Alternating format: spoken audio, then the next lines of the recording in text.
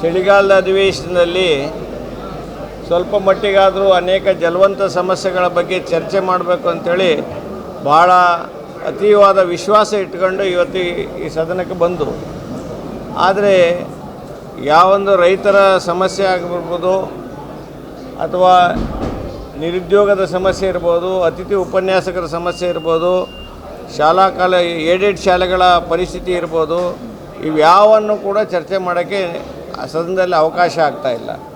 ಇವತ್ತು ನೋಡಿ, ಒತ್ತುವರಿ ಸಮಸ್ಯೆ ಭಾಳ ತೀವ್ರವಾಗಿದೆ.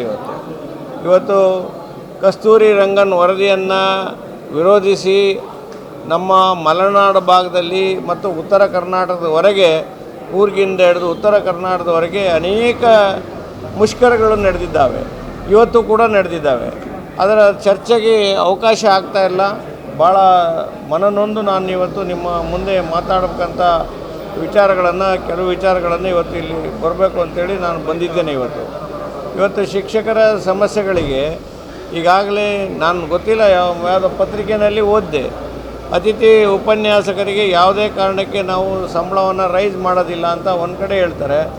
ಇನ್ನೊಂದು ಕಡೆ ಸಚಿವರು ನಾನು ಅರ್ಥ ಇಲಾಖೆ ಒಟ್ಟಿಗೆ ಇದನ್ನು ಚರ್ಚೆ ಮಾಡ್ತೀನಿ ಅಂತ ಹೇಳ್ತಾರೆ.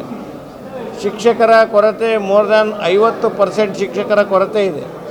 ಅದನ್ನು ನೀಗಿಸಬೇಕು ಅಂತೇಳಿ ಅತಿಥಿ ಉಪನ್ಯಾಸಕರನ್ನ ತಗೊಂಡಿದ್ದು. ನನಗೆ ಒರಿಜಿನಲ್ ಶಿಕ್ಷಕರು ಸರ್ಕಾರಿ ಇದರಲ್ಲಿ ಆಯ್ಕೆ ಆದಂಥ ಶಿಕ್ಷಕರಿಗೆ ಗೌರ್ಮೆಂಟ್ ಸಂಬಳ ಕೊಡ್ತಾರೆ, ಅದ್ರ ಬಗ್ಗೆ ನಮಗೇನು ಬೇಜಾರಿಲ್ಲ, ಖಂಡಿತ ಕೊಡಬೇಕು, ನಿಯಮದ ಪ್ರಕಾರ ಇದೆ, ಕೊಡಬೇಕು. ಆದರೆ ಒಬ್ಬ ಶಿಕ್ಷಕರಿಗೆ ಕೊಡ್ತಕ್ಕಂಥ ಸಂಬಳದಲ್ಲಿ ಕನಿಷ್ಠ 10 ಶಿಕ್ಷಕರ ಗೌರವ ಶಿಕ್ಷಕರನ್ನ ಅತಿಥಿ ಉಪನ್ಯಾಸಕರನ್ನ ನೇಮಕ ಮಾಡಿಕೊಂಡು ಅವರಿಂದಲೂ ಕ್ವಾಲಿಟಿ ಆಫ್ ಎಜುಕೇಷನ್ನು, ಉತ್ತಮವಾದ ಗುಣಮಟ್ಟದ ಶಿಕ್ಷಣವನ್ನು ಕೊಟ್ಟಿರ್ತಕ್ಕಂಥದ್ದು ನೀವು ನೋಡಿದ್ದೀರಿ, ನಾವೆಲ್ಲ ನೋಡ್ತಾ ಇದ್ದೇವೆ. ಆದರೆ ಆ ಶಿಕ್ಷಕರ ಸಮಸ್ಯೆಗೆ ಇವತ್ತು ಕೇವಲ 10,000 ರೂಪಾಯಿಗಳಿಗೆ ಅತಿಥಿ ಉಪನ್ಯಾಸಕರನ್ನ ನೇಮಕ ಪ್ರೈಮರಿಯಿಂದ ಹಿಡಿದು ಕಾಲೇಜು ಶಿಕ್ಷಣದವರೆಗೆ ನೇಮಕ ಮಾಡ್ಕೊಂಡಿರ್ತಕ್ಕಂಥದ್ದು ಭಾಳ ಅವೈಜ್ಞಾನಿಕವಾಗಿದೆ.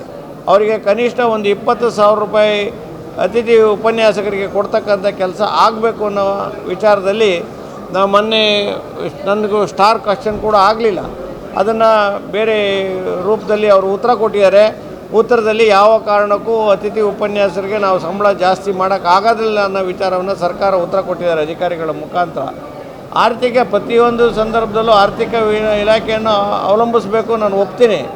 ಆದರೆ ಆರ್ಥಿಕ ಇಲಾಖೆಯ ಇತಿಮಿತಿಯನ್ನು ನೀವು ಯಾವ ವಿಚಾರದಲ್ಲಿ ಮಾಡಬೇಕು ಅನ್ನೋ ವಿಚಾರವನ್ನು ಸರ್ಕಾರದ ಮಂತ್ರಿಗಳು ಅರ್ಥ ಮಾಡ್ಕೋಬೇಕಾಗ್ತದೆ. ಇವತ್ತು ಅತಿಥಿ ಉಪನ್ಯಾಸಕರ ಗೋಳು ಹೇಳತ್ತಿರ್ದಾಗಿದೆ. ಇವತ್ತು ಆಯಿತು, ನೀವು ಅದೇ ಅತಿಥಿ ಉಪನ್ಯಾಸಕರು ಎಲ್ಲ ಕ್ವಾಲಿಫೈಡ್ ಇದ್ದಾರೆ, ಅವರು ನೆಟ್ಟು ಸ್ಲೆಟ್ಟು ಎಲ್ಲ ಮಾಡಿದ್ದಾರೆ, ಅವರ ಡಿಗ್ರಿ ಕೂಡ ಇದೆ, ಅವ್ರನ್ನ ನೇಮಕ ಮಾಡ್ಕೊಂಬಿಡಿ, ನಾವು ನಿಮಗೆ ಕೇಳೋದಿಲ್ಲ, ನಾವು ನೇಮಕ ಮಾಡ್ಕೊಳ್ಳಿ. ನೇಮಕಕ್ಕೆ ಅಟ್ಲೀಸ್ಟ್ ಅದನ್ನು ಕರೆದು ಫುಲ್ಫಿಲ್ ಮಾಡಿ. ಸರ್ಕಾರಿ ಶಾಲೆಗಳಲ್ಲಿ ಸುಮಾರು 50% ಶಿಕ್ಷಕರ ಕೊರತೆ ಇದೆ. ಇನ್ನು ಅನುದಾನಿತ ಶಾಲೆಗಳ ಪರಿಸ್ಥಿತಿ ಭಿನ್ನವಾಗಿಲ್ಲ. ಅನುದಾನಿತ ಶಾಲೆಗಳಲ್ಲೂ ಕೂಡ ಸರ್ಕಾರಿ ಶಾಲೆಗಳಲ್ಲಿ ಯಾವ ರೀತಿ ನೀವು ಶಿಕ್ಷಕರ ಕೊರತೆ ಇದೆ ಅದನ್ನು ನೀಗಿಸೋಕ್ಕೆ ಅವರಿಗೂ ಕೂಡ ಅತಿಥಿ ಉಪನ್ಯಾಸಕರ ನೇಮಕ ಮಾಡೋಕ್ಕೆ ಅವಕಾಶ ಮಾಡಿಕೊಡಿ. ಇಲ್ಲ, ಅವರಿಗೆ ಎಲ್ಲೆಲ್ಲಿ ನೀವು ಅನುದಾನಿತ ಶಾಲೆಗಳಲ್ಲಿ ಸಬ್ಜೆಕ್ಟು ಶ್ಯಾಂಕ್ಷನ್ ಪೋಸ್ಟ್ಗಳಿದ್ದಾವೆ, ಆ ಶ್ಯಾಂಕ್ಷನ್ ಪೋಸ್ಟ್ಗಳನ್ನು ಕೂಡಲೇ ಫಿಲಪ್ ಮಾಡೋದಕ್ಕೆ ನೀವು ಅವಕಾಶ ಮಾಡಬೇಕಾಗ್ತದೆ. ಹೀಗಾಗಿ ಇನ್ನೊಂದು ಕಡೆ ಬಡ್ತಿ ಕೂಡ ನಡೀತಾ ಇಲ್ಲ ಸರಿಯಾದ ರೀತಿಯಲ್ಲಿ.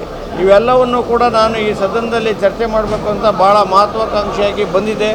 ಆದರೆ ಭಾಳ ನಿರಾಶೆಯಿಂದ ಇನ್ನು 2-3 ದಿನದಲ್ಲಿ ಏನಾಗುತ್ತೋ ಗೊತ್ತಿಲ್ಲ, ಭಾಳ ನಿರಾಶೆಯಿಂದ ತೆರಳಬೇಕಾದಂಥ ಪರಿಸ್ಥಿತಿ ಇದೆ. ಸರ್ಕಾರ ಈಗಲೂ ಕೂಡ ಕಣ್ಣು ತೆರೆದು ನೋಡಲಿ. ಇವೆಲ್ಲವೂ ಕೂಡ ಭಾಳ ಜಲವಂತ ಸಮಸ್ಯೆಗಳಿದ್ದಾವೆ, ಇವನ್ನ ಪರಿಹರಿಸಬೇಕು ಅಂತ.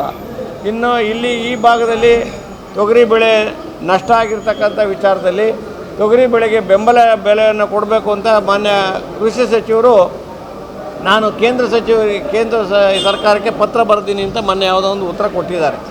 ಆದರೆ ನೀವು ಸರ್ಕಾರದ ಪಾತ್ರ ಏನು? ಇವತ್ತು ರಾಜ್ಯ ಸರ್ಕಾರದ ಪಾತ್ರ ಏನು?